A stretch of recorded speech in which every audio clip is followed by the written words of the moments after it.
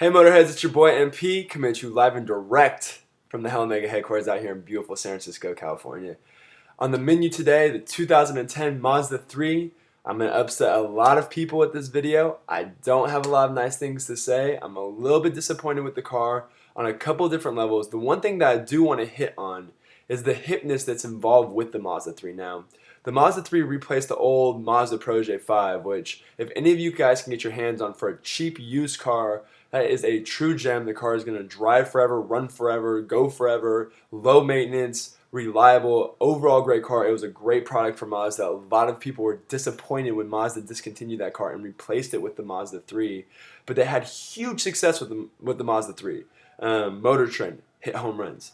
Car and Driver hit home runs. Made top 10 car. I mean, it just won award after award after award, comparison test drives, award after award after award. So it was a little surprising with me with the direction they took this current 2010 Mazda 3. And I primarily want to talk about the hatchback. I'm not going to get into the smaller engine sedan. I'm not going to talk about the Mazda Speed 3 because those two deserve their own videos in their own right, especially the Mazda Speed 3. But I want to talk about where they went wrong with the Mazda 3 hatchback.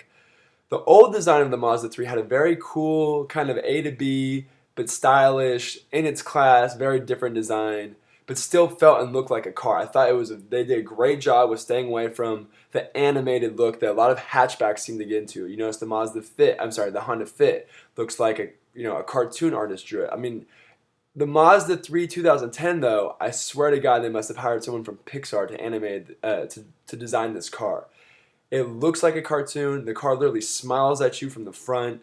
It has a very, very bizarre spaceship kind of look to the. I just don't like the overall design. The front of the car, too animated. The back of the car, too spaceship.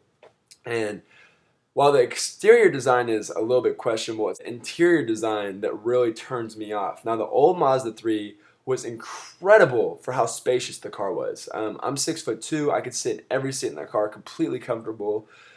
Now, in the driver's side and the passenger side, they've built like this very bizarre like capsule feel in the car. Like you're like isolated. There's this big runner that goes down the middle through the center console, and it is just very, very, very uncomfortable, very tiny. You feel very claustrophobic in the car. They've returned to a lot of plastic fit and feel.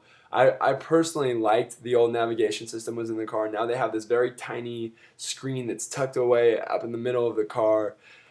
I think there's a lot of design flaws with this car, and I don't want to take away from the overall ride. The ride of the car is great. They improved the motor. It's now almost 170 horsepower. It's very peppy. A great little four-cylinder in the car. It drives. It's very athletic in terms of its drive. Great handling. I think it's the closest hatchback in the Japanese class that's going to give the German cars a run for its money.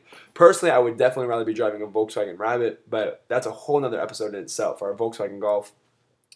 So there's a factor of disappointment because when the evolution of the car went from the Protege 5, which was stellar, to the Mazda 3, which was stellar, to the 2010 Mazda 3, which I'm sure is going to get a ton of awards because it is a big bang for the buck. Bluetooth standard, all these great standard features. You can get heated seats, you can get Bose, you can get navigation, all at a very, very, very competitive price point for what you pay for. You're looking at a car from the high teens to the mid to low 20s range for a lot of stuff, leather seats, stuff like that.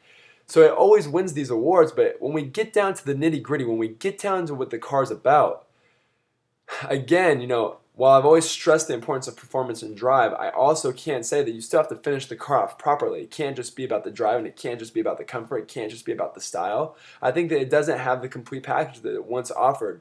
The trunk space now seems a little bit limited. The back seats kind of are the only thing that really remain the same.